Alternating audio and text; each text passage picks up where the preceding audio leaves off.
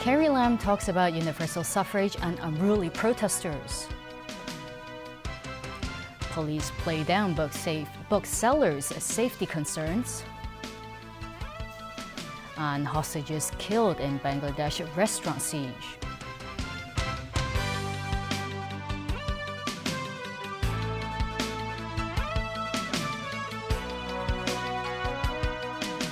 Hello and a very good evening. Chief Secretary for Administration Carrie Lam has fueled new speculation about a possible bid to become chief executive.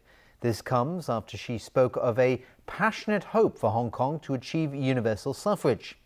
Lam was also talking tough today, slamming protesters for clashing with police last night. Diane To reports. Last night, a group of demonstrators clashed with police outside Government House after the July 1st march. Police used pepper spray to try to maintain order. Today, the Chief Secretary for Administration voiced support for the officers and accused the protesters of neglecting other people's safety.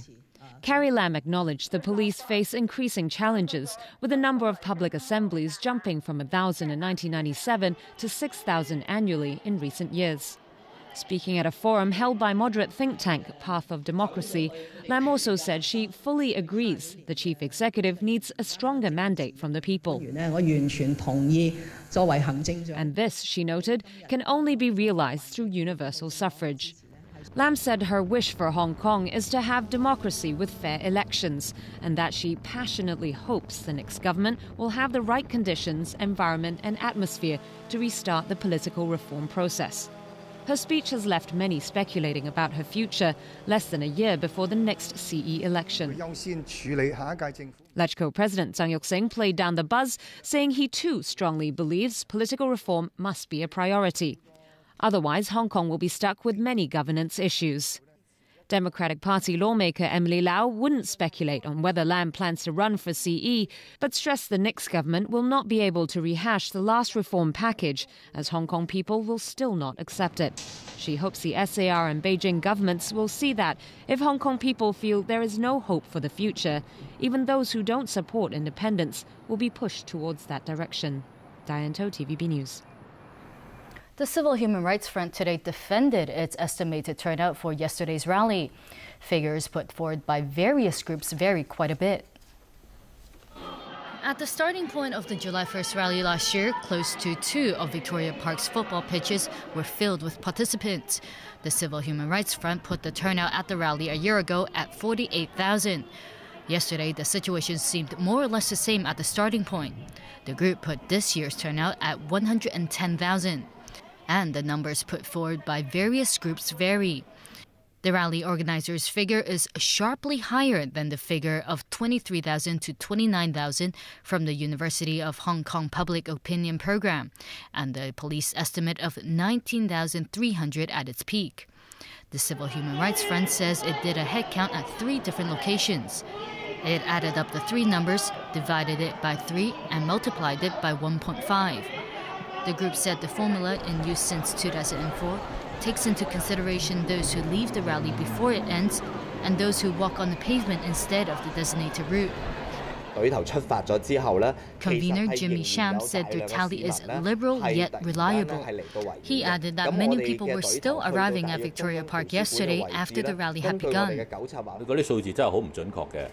Pro-establishment lawmaker Tam Yu Chung of the Democratic Alliance for the Betterment and Progress of Hong Kong called the rally organizers' headcount inflated and unreliable. But Emily Lau of the Democratic Party played down the importance of the turnout. She said it's more important for the central and Hong Kong governments to listen to the people's demands. Well, bookseller Lam Wing Kee met with the police today after he skipped yesterday's July 1st rally, citing safety concerns. Police say there's no evidence his personal safety was under threat. Caleb Leung has more. Bookseller Lam Wing Kee was supposed to be one of those leading the rally. However, he pulled out at the last minute, saying his personal safety was under threat. Lam said he was followed by strangers in the past few days. Today, the bookseller met with the police. Lawmaker James To, who has been assisting Lam, refused to disclose where the meeting was held. To also said Lam would not make any public appearance or give interviews for the time being over fears about his safety. Police confirmed Lam did report to them about being followed, but have found no evidence to indicate his safety is under any threat. Former lawmaker Ronnie Tong said Hong Kong is one of the safest places in the world and is surprised that Lam missed the rally. I have to say honestly, I find it a little bit strange that he would find himself to be unsafe if he were in Victoria Park, where there were literally tens of thousands of people supporting his cause. Victoria Park yesterday probably is the safest place in Hong Kong as far as he is concerned. Bar Association Chairwoman Winnie Tam also weighed in. She said Lam's arrest across the border does not breach the one country, two systems principle. Tam pointed out that the bookseller admitted to breaking mainland laws and was arrested on the mainland. But she also questioned comments made by the Hong Kong and Macau Affairs Office Director yesterday. Wang Guangya said Lam took books on mainland affairs across the border to sell, damaging one country, two systems. Tam said mainland officials and scholars commenting on the SAR's legal and political system may also have breached that principle. She said there shouldn't be a double standard. Leung, TVB News. Outside of Hong Kong now, and 2 Taiwanese Navy officers have been released on bail after they were grilled over the deadly misfiring of a missile yesterday. The incident killed 1 fisherman and injured 3 others. President Tsai Ing-wen, who returned to Taiwan this afternoon from an overseas trip, offered her condolences to the victim's family. Earlier today, Premier Lin Chuan convened an interdepartmental meeting to handle the aftermath. 2 officers were questioned at the Kaohsiung District Prosecutor's Office before they were freed on bail. Cao Chia-chun is said to have fired the missile yesterday, while Chen Ming-hsu reportedly left alone during simulated firing procedures. They face charges of causing death and injuries due to negligence. 2 other officers were grilled before they were set free, pending further investigations. A 10-hour hostage drama in an upscale Dhaka restaurant ended this morning after Bangladeshi forces stormed in, killing 6 hostage takers and rescuing 13 people, including many foreigners. Authorities say 20 hostages were killed. The Japanese government says one of its nationals was rescued, but 7 others remain unaccounted for. Alan Buknia reports. About 36 people were taken hostage after gunmen stormed into the Holy Artisan Bakery, a popular Spanish restaurant in Dhaka's diplomatic zone. Police said 2 officers were killed in the initial exchange of gunfire last night. During the 10-hour standoff, Bangladeshi forces amassed, surrounding the restaurant. All civilians, including the media, were moved far away from the scene. Amateur video taken by a nearby resident captured the sounds of the police action. A volley of gunshots came from the direction of Holy Bakery. This is Baisha Road number 4. Whoa. Several policemen were wounded in the final assault. The supervisor of the restaurant spoke of the chaos as gunmen stormed in, firing shots in the air. He said guests were crouched under the furniture while he and some others managed to escape to the roof. A survivor's father said the attackers spared people who could recite verses from the Quran. Islamic State claimed responsibility for the attack, although it's yet to be confirmed it was the work of the militant group. The incident marks an escalation of the growing drumbeat of militant violence to hit Bangladesh over the past 3 years. Most attacks, however, have involved machete-wielding assailants singling out individual activists, foreigners, and religious minorities.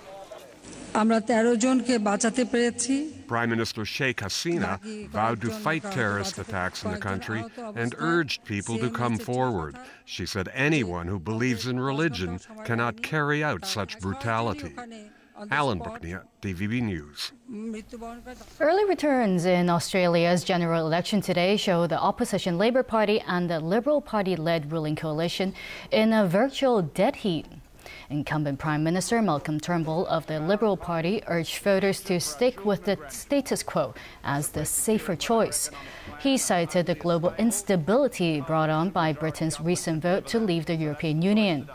Turnbull will likely need the help of smaller parties and independents to form a coalition government.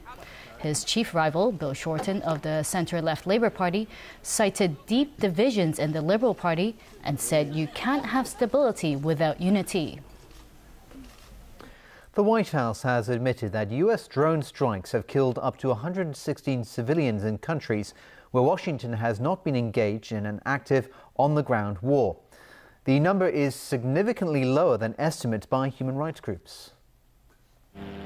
Drone strikes against militants and terrorists have been a hallmark of the Obama administration as it sought to destroy the operations of al-Qaeda and its allies. But the US president has been criticized over the years because of fears too many civilians have died in these attacks. In an admission overnight, the White House says up to 116 civilians had been killed in drone strikes between 2009 and 2015 in countries where the US was not engaged in an active combat role. At the same time, more than 2,500 terrorist suspects were killed. I think it's an indication of how far that we've come, that we're now in a position where we are describing the process for making decisions about these kinds of operations and being rather transparent with not just the American public, but with the world about the outcome of those operations, even when the outcome is not entirely consistent with our intentions. Because the truth is the United States of America goes farther than is even required by international law to avoid civilian casualties. But the number of civilian casualties estimated by the White House is significantly lower than the figure established by human rights groups, which say hundreds may have been killed over the years. Then there's a concern these drone strikes often take place without the cooperation or consent of local authorities in countries like Yemen or Pakistan, raising legal issues over sovereignty. Seeking to create a precedent for his successor, Obama has signed an executive order to limit non-combatant casualties and makes it mandatory to protect civilian lives. The order requires an annual release of casualty estimates. It says the government should include credible reporting by non-government groups as well. But the directive won't necessarily be binding on the next president, who could change the policy with another executive order. And still to come on the news tonight. New twist to disputed presidential election in Austria. China unhappy with Italian crackdown on Chinese businesses. And Wales stunned Belgium in Euro 2016 quarter-finals.